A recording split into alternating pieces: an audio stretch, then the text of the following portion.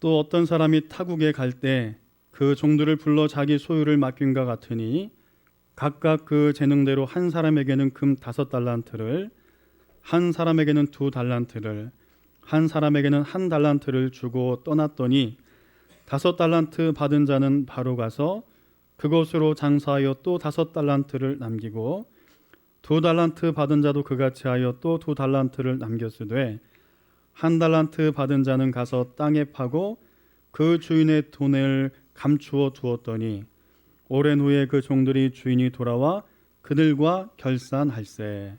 아멘.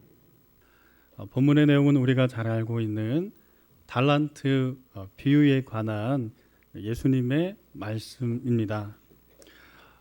내용은 이렇습니다. 어떤 주인이 타국으로 떠나면서 자신의 소유를 종들에게 맡기게 됩니다. 어떤 종에게는 5달란트, 어떤 종에게는 2달란트, 어떤 이에게는 1달란트를 주고 떠납니다. 5달란트 받은 사람, 2달란트 받은 사람은 맡겨진 그것을 갖고 열심히 장사합니다.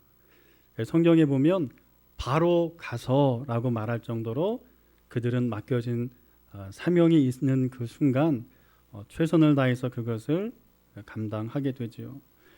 그러나 이와는 달리 1달란트 받은 사람은 전혀 다른 모습으로 이렇게 이 달란트를 소유하게 됩니다. 그는 그 달란트를 땅에 묻어두고 주인이 올 때까지 그저 기다리게 됩니다.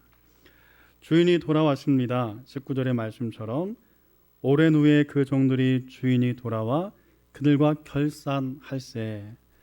결산할 때가 되었습니다. 5달란트 가진 자는 5달란트를 남기고 2달란트 가진 자는 2달란트를 남겼어요. 주인은 그들에게 이와 같이 동일하게 이야기합니다. 잘하였도다 착하고 충성된 종아, 내가 적은 일에 충성하였으며 내가 많은 것을 내게 맡기리니 내 주인의 즐거움에 참여할지어다. 네. 하지만 1달란트 받은 자는 주인의 책망을 두려워한 나머지 그 1달란트를 잃어버릴까 봐 땅에 묻어두게 되고 결산할 날이 되었을 때 주인이 그를 찾고 무익한 종이라 책망을 듣고 바깥 어두운 데 쫓겨나게 되는 것이 오늘 본문의 내용입니다. 주님께서는 이 달란트 비유를 통해서 우리에게 말씀하시고자 하시는 뜻이 있습니다. 우리의 인생을 살아가다 보면 인생 끝에는 반드시 결산할 때가 온다는 것입니다. 그 결산은 우리의 원하는 대로가 아니라 하나님 뜻대로 하시는 결산입니다. 무조건 많은 것을 남긴다고 하나님께서 기뻐하시지만은 않습니다. 우리에게 주어진 자리에서 그저 우리에게 주어진 하나님의 뜻하신 대로 재능과 하나님 주신 비전을 따라서 충성되고 성실하게 살아가는 자, 얼마나 많은 것을 남겼나 보다 주님께서는요 그 성실하심과 그 수고함을 지켜보시는 줄로 믿습니다. 왜 하필이면 본문에 보면 5달란트, 2달란트, 1달란트 이렇게 각자에게 맞게 달란트를 나누어 주었을까? 이 본문에는 이런 뜻이 있습니다. 주인이 필요한 대로 종들의 재능과 그릇에 맞게 달란트를 나누어 주었어요. 여러분, 우리도 이처럼요 우리에게 맞게 필요한 대로 어떤 이에게는 찬양의 재능, 어떤 이에게는 이렇게 오르간 피아노의 재능, 어떤 이에게는 보이지 않는 곳 가운데 섬김의 재능, 어떤 이에게는 사랑의 마음들, 여러 가지 우리의 각자의 분량에 따라서 각기 다른 것들을 맡겨 주셨습니다. 여러분 믿습니까? 네. 그런데 가끔요 아쉬울 때가 있어요. 저에게도 아쉬운 것이 있습니다. 하나님 이왕 목회자로 불러주셨으면 좀 찬양을 좀 잘하게 해주셨으면 좋았을 텐데 매번 찬양할 때마다 틀릴까 어쩔까 조마조마 찬양하지 않도록 좀 음악을 들어도 기가 막히게 기억하고 음을 하나 쳐도 좀 기가 막히게 알아듣고 소리를 낼 수 있는 좀 좋은 달란트를 좀 주시지 하는 아쉬운 마음이 들 때가 있어요. 그러나 중요한 게 있습니다.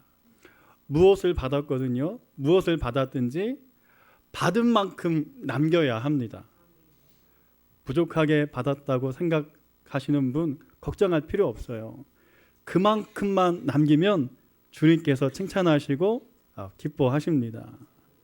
가끔 우리는요, 이렇게 더 많은 것에 관심을 자꾸 둘 때가 있어요.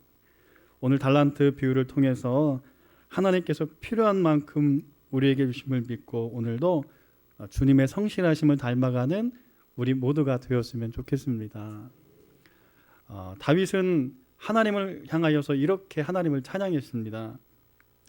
시편 89편 8절에 보면 여호와 만군의 하나님이여 주와 같이 능력 있는 자가 누구리이까 여호와여 주의 성실하심이 주를 둘렀나이다.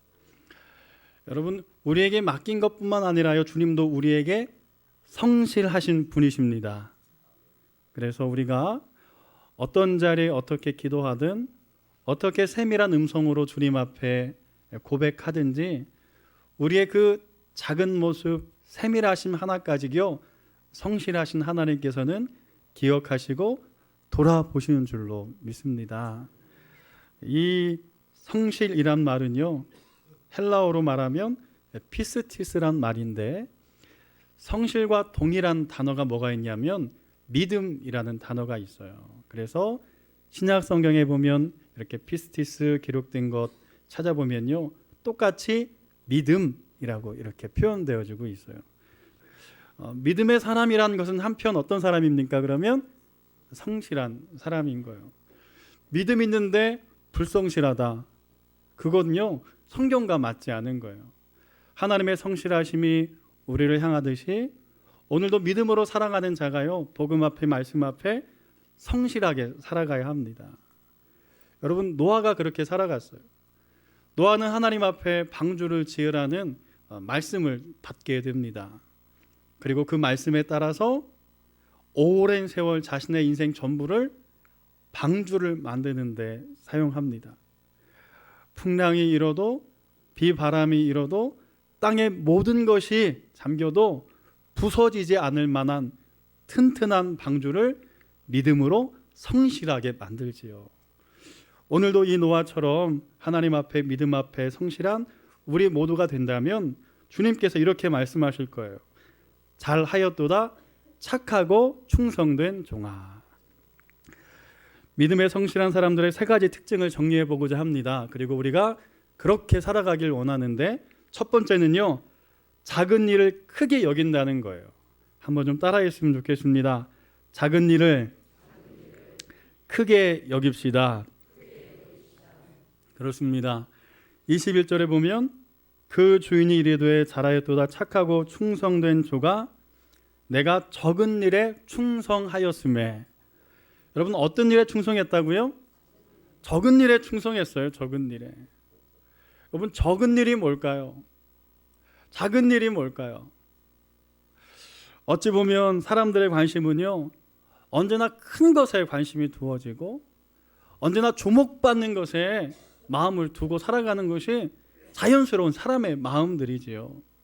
인정받고 싶고 인기를 얻고 싶고 그리고 칭찬받고 싶은 것이 사람의 마음이기에 자연스럽게 큰 일, 큰 성공의 마음을 빼앗기고 살아갈 때가 참 많아요. 그런데 주님은 말씀하시는 거예요. 내가 적은 일에 충성하였다. 책을 읽다 보니까 이런 책이 있더라고요. 하나님의 임재 연습이란 책이 있는데 기독교 영성에 꼭 필요한 책인데 이 책을 지은 사람이 누구냐면요, 로렌스란 사람이에요. 로렌스 형제란 사람인데 이 사람은 어떤 사람이냐면 갈멜산 수도원에서 17세기에 수도사로 일을 했는데 그의 수도사 평생의 40년 세월을 뭘 하고 보내냐면요, 밥 하는데 보내요. 부엌에서 밥만 합니다. 그래서 이 수도원에 수도사들이 오면 그들을 위해서 밥을 하고 그리고는 평신도 사역자임에도 불구하고 그렇게 그의 삶을 헌신하게 되면서 하나님의 임재 연습이란 책을 이렇게 쓰게 됩니다. 그가 그런 이야기를 해요. 나에게 밥하는 일은 예배하는 일이다. 사람 보기에는 어찌 보면 다른 일과 비교했을 때, 다른 수도사들과 비교했을 때 작아 보이는 일일 수도 있습니다.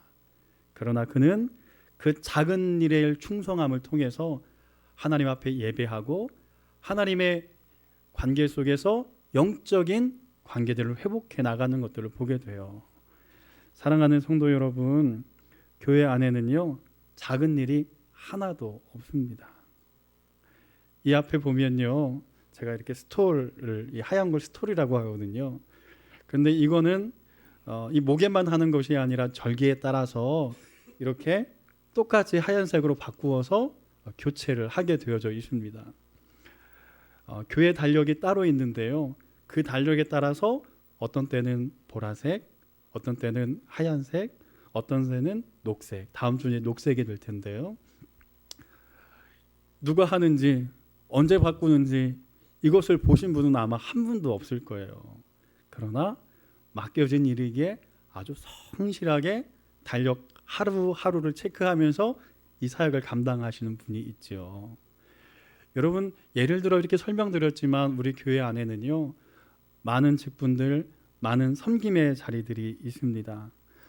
어찌 보면 적은 일일 수 있고요, 사람 앞에 드러나지 않는 일일 수도 있습니다. 그러나 중요한 것, 이 작은 것에 충성하는 자에게 주님께서는 많은 것으로 맡기실 줄로 믿습니다. 그래서 맡겨진 사명, 올 한 해 각자가 있지요. 어떤 분은 여러 집사님, 권사님, 장로로, 어떤 분은 교사로, 찬양대로, 반주자로, 어떤 분은 교회를 돌아보는 일로, 그리고 각 부서와 부장으로, 그리고 임원들로 맡겨진 많은 사명들이 있습니다. 그 사명들을 통해서 내가 조금씩 훈련되고 성실한 믿음 가운데에서 세워짐을 믿고, 오늘도 맡겨진 모든 것 속에서 작은 일이라 생각하지 않고 충성하는 우리 모두가 되기를 소망합니다. 두 번째로 성경에 나오는 성실한 사람의 두 번째 특징은요, 아무도 보지 않는 곳에서 하나님을 의식한다는 거예요. 한번 따라할까요? 아무도 보지 않는 곳에서 하나님을 의식합니다. 네. 신학적으로 이 말씀을 표현하면 코람데오라는 말이에요. 하나님 앞에서라는 말인데요, 이렇게 살았던 한 사람을 소개하고자 합니다. 우리가 잘 아는 예술가인 미켈란젤로라는 사람이에요. 그는 천재적인 화가자, 조각가입니다. 그는 그의 나이 21세에 벌써 유명한 작품들을 남겼고, 30살에는 우리가 한 번쯤 들어봤던 다비드상, 그리고 피에타상을 남기게 돼요. 그런 미켈란젤로에게 어느 날 교황 율리시우스 2세가 찾아옵니다. 그리고 그는 시스티나 성당 교회 천장에 벽화를 그려달라고 부탁을 하게 돼요. 근데 미켈란젤로가 한참 생각하다가 처음에는 거절을 했어요. 그는 이 그림 그리는 것보다는 조각하는 일이 훨씬 재밌었거든요. 그런데 교황의 거듭된 부탁을 받고는 그가 교회 천장에 그림을, 벽화를 그리기 시작합니다. 예수님과 12제자의 그림을 그렸어요. 그림을 그리는 거 쉬운 일 아닙니다. 높은 받침대를 놓고 그 위에 들어 누워서 벽화를 하나하나 그려가는 거예요. 근데 그릴 때마다 이 석고 부스러기들이 눈에 떨어지기 시작합니다. 그럼에도 불구하고 맡겨진 사명을요 성실하게 감당합니다. 그런데 그는 그것을 그리는 것으로 끝내는 것이 아니라 창세기의 말씀, 성경 말씀을 읽어가면서 9가지 챕터를 뽑아내고, 그리고 그 챕터에 따라서 약 400명의 사람을요 온 교회 안에 그려넣기 시작했어요. 그는 그 일로 말미암아 그의 인생 많은 시간들을 보냈고, 그리고 그 일로 말미암아 시력이 점점 안 좋아져서 앞을 보는 일이 굉장히 어렵게 됐고, 또 친구들이 그를 알아보지 못할 만큼 이 벽화 때문에 많이 늙어버리고 말았어요. 누군가 그에게 물었습니다. 무엇 때문에 이렇게 하십니까? 무엇 때문에 당신은 사람들이 보이지 않는 저 구석에까지 이 벽화를 꼼꼼하게 그려넣습니까? 하고 묻자 미켈란젤로가 이 이야기를 하는 거예요. 코람데오, 나는 사람 앞에서 이 일을 하는 것이 아니라 하나님 앞에서 이 일을 합니다. 사랑하는 성도 여러분, 하나님의 사명을 감당할 때에요, 이 사명 성실하게 감당하는 성도들은요, 사람 보지 않습니다. 그리고 오직 하나님 앞에서 하나님을 주목하는 모든 성도들인 줄로 믿습니다. 그래서 골로새서 3장 22절에 보면 이런 고백이 있습니다. 이런 말씀이 있습니다. 종들아, 모든 일에 육신의 상전에게 순종하되 사람을 기쁘게 하는 자와 같이 눈가림만 하지 말고 오직 주를 두려워하여 성실한 마음으로 하라. 모든 일을 하든지 무슨 일을 하든지 마음을 다하여 주께 하듯 하고 사람에게 하듯 하지 말라. 네, 그렇습니다. 5달란트 받은 자와 2달란트 받은 자의 훌륭한 점이 무엇이냐면, 주인이 떠났어요. 보는 사람이 아무도 없습니다. 그러나 그들은요, 맡겨진 이 일을 가벼이 여기지 않고 주인이 보든지 보지 않든지 성실하게 그 사역을 감당했지요. 저나 우리 성도님들이 이 한 해 동안 이와 같기를 소망합니다. 이렇게 생각해 보니까요, 저도 늘 교회 안에 있는데 제가 기도를 하는지 노는지 성도들이 저를 볼 일이 별로 없지 않습니까? 제가 그래서 불성실하게 막 놀러 다녀도 우리 성도님들 아마 모르실 거예요. 그러나 적어도 누구만은 보고 계실까요? 하나님만은 보고 계세요. 근데 저뿐만 아니라요, 우리 성도님들도 마찬가지입니다. 예배드리고 어떻게 살아가는지 저는 모르지요. 예를 들어 오늘 사랑에 관한 말씀을 했는데, 오늘 성실 충성에 관한 말씀을 했는데, 삶의 자리에 돌아가서는 어떻게 할지, 부서에 들어가서는 어떻게 그 사역 감당할지는 제가 볼 일이 별로 없습니다. 그런데 중요한 건 저를 하나님께서 지켜보듯이 우리 모두를 주님께서는 지켜보고 계세요. 그리고 성실하게 최선을 다한 우리 성도들에게 이렇게 말씀하실 겁니다. 잘하였도다, 착하고 충성된 종아. 네. 세 번째, 하나님 앞에 성실한 사람의 특징은요, 쉽게 포기하지 않습니다. 우리 한번 따라할까요? 포기하지 않겠습니다. 여러분, 맡겨진 사명의 자리를 한 해 동안 포기하지 않기를 바랍니다. 왜 이렇게 부탁을 드리냐면요, 사명을 감당하는 것, 그리고 그리스도인으로 살아가는 것이요, 이 시대에 어렵기 때문이에요. 어렵기 때문입니다. 하나님 앞에 이렇게 성실하게 예배하는 것, 여러분 얼마나 어렵습니까? 가고 싶은 여행이 얼마나 많나요? 볼 것이 얼마나 많습니까? 그럼에도 불구하고 주일 지키고 또 구분하여서 이 일을 하는 것은요, 이 한 해 동안 쉬운 일이 아닙니다. 게다가 예배하는 것뿐만 아니라요, 또 사명자로 살아간다는 것은요, 더 힘든 일이기도 해요. 그러나 믿음의 많은 사람들이요, 자신의 사명들을요 성실하게 감당했습니다. 그리고 포기하지 않고 그 사역들을 감당했어요. 이처럼 믿음의 사람인 우리 모두도 포기하지 않고, 어렵고 힘겹고 상처가 생기고 마음이 아프고 그래도요, 주님 앞에 기도함을 통해서 승리하시기를 바라요. 그러면 허다한, 히브리서에 나오는 것처럼 허다한 증인들이 우리를 향하여서 믿음의 경주가 끝나면 박수 쳐 줄 것입니다.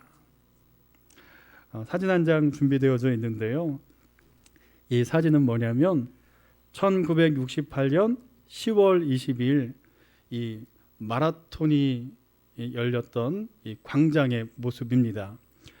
멕시코 시티에서 올림픽 경기가 열렸는데 1등, 2등, 3등 그리고 수많은 경쟁자들이 다 들어왔음에도 불구하고 느지막이 들어오는 한 사람을 이 청중들이 흩어지지 않고 기다리고 있습니다. 그 사람은 누구냐면 탄자니아 국가대표인 존 스티븐 아쿠아리라는 사람이에요. 그는 꽤 나라에서 잘하는 육상 경기 선수였습니다. 마라토너였어요. 그런데 경기 도중 그만 넘어져서 무릎을 다치게 되고 그리고 나서는 큰 부상을 입게 됩니다. 무릎에 계속 피가 나는 거예요. 그럼에도 불구하고 무릎을 붕대로 감았어요. 그리고 절룩거리면서 나머지 남겨져 있는 구간을 달리기 시작합니다. 많은 사람들이 다 이미 들어왔어요. 그리고 사람들이 흩어질 법한데 아직도 부상 중에 최선을 다하는 이 아쿠아리가 있다는 이야기를 듣고는요, 청중들이 그를 기다리는 거예요. 쩔룩쩔룩 거리면서 겨우겨우 느지막이 경기장을 이제 입장하게 됩니다. 그 순간 많은 사람들이요, 그를 향하여 열어하고 박수를 치기 시작했어요. 기자가 쫓아가서는 인터뷰를 합니다. 왜 이렇게 중간에 포기하지 않고 마지막까지 달리셨나요?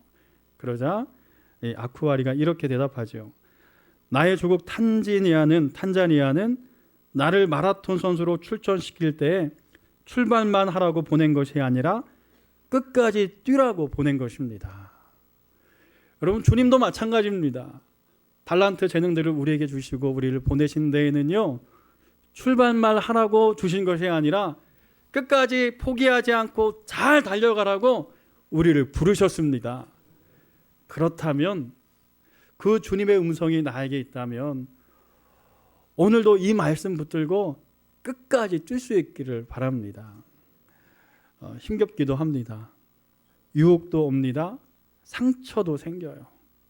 그런데 여러분, 끝까지 이기는 자에게, 달려가는 자에게 주님의 축복이 함께 하고 계십니다. 이삭이라는 인물 우리가 잘 아는데요, 이삭이 바로 그런 인물이에요. 이삭은 하나님의 말씀에 따라서 정착지에 정착을 하고 그곳에서 농사를 짓습니다. 얼마나 성실하게 농사를 졌는지요, 그 해에 100배나 결실을 얻었어요. 아무도 안 놀라는데 100배나 결실을 거두었습니다. 그렇다고 굳이 또 반응할 필요도 없습니다. 자, 그런데 그것이 셈이 났던지요, 그 가나안 지역의 사람들이 이삭을 핍박하기 시작했어요. 그리고 그 땅의 임금이었던 아비멜렉이 결국은 이삭을 추방하게 됩니다. 좋은 밭, 좋은 논, 좋은 과수원, 옥토를 다 버려두고 그랄이란 지역으로 쫓겨가요. 그랄이란 지역은요, 샘도 없고 골짜기고 매우 척박한 땅입니다. 그러나 이삭은 하나님께서 이 땅에 머물라 말씀하셨던 그 명령을 따라서 쫓겨난 그 땅에서 멀리 가지 않고 그랄의 정착지를 구하고 거기서 다시 샘을 파기 시작합니다. 어떻게 됐을까요? 하나님께서는 또 이삭을 축복하세요. 끝까지 포기하지 않은 그 마음을 축복하셔서 이 척박한 땅에 샘이 솟게 하고 풍성한 결실을 걷게 합니다. 여기서 끝나면 좋은데 스토리가요, 가나안 사람들이 또 찾아오는 거예요. 그래서 에색, 신나, 르호봇 자꾸 쫓겨다녀요. 그러나 중요한 것, 이삭은요, 한 번도 원망하거나 포기하지 않아요. 가는 곳에 샘을 팝니다. 물이 터져요. 또 샘을 파니 물이 터져요. 여기가 끝인가 싶었는데 또 쫓겨나는 거예요. 그런데 중요한 것, 그렇게 쫓겨다니는 이삭을 하나님께서는 그냥 두시지 않고요, 그를 축복하세요. 어떻게 축복하시냐면 그 땅의 가나안 왕과 우리가 들어봤을 만한 하나님의 제사장이라는 멜기세덱이 그에게 찾아와서 이삭과 함께 소금 언약을 하게 돼요. 다시는 너를 침범하지 않겠다, 너를 쫓아내지 않겠다. 세상 사람들이 그를 인정한 거죠. 사랑하는 성도 여러분, 사명을 붙들고요 포기하지 않는 것은 매우 중요합니다. 하나님께서 축복하려고 하는 그 순간 이미 그 자리를 떠나면 아무것도 얻을 수가 없어요. 그러나 힘겹고 어려운 중에도 최선을 다해서 그 사명을 감당하면요, 이삭을 축복하신 것처럼 하나님께서도 동일하게 우리를 축복하시고 칭찬하실 줄로 믿습니다. 이제 말씀을 마치고자 합니다. 톨스토이는 그의 단편 세 가지 의문에서 이런 이야기를 했습니다. 이 세상에서 제일 중요한 때는 바로 지금이고, 이 세상에서 제일 중요한 사람은 현재 만나는 사람이며, 이 세상에서 제일 중요한 일은 무엇인가 최선을 다하여 선을 베푸는 일이다. 여러분, 그 자리가 오늘 이 자리임을 믿고 충성된 일꾼으로 승리하셔서 오늘 흘리는 땀이 내일의 보석이 되기를, 주님 앞에 칭찬의 자리가 다 되시기를 주의 이름으로 축원합니다. 기도하겠습니다. 주 예수 그리스도의 은혜와 하나님의 사랑하심과 성령의 교통하심이 오늘 맡겨진 사명 속에서 성실과 충성으로 살아가기를 다짐하는 사랑하는 온 성도들, 더불어 사랑하는 기업과 사랑하는 자녀들, 나라와 민족과 열방 위에 이후로부터 영원히 함께 하시기를 간절히 축원하옵나이다. 아멘.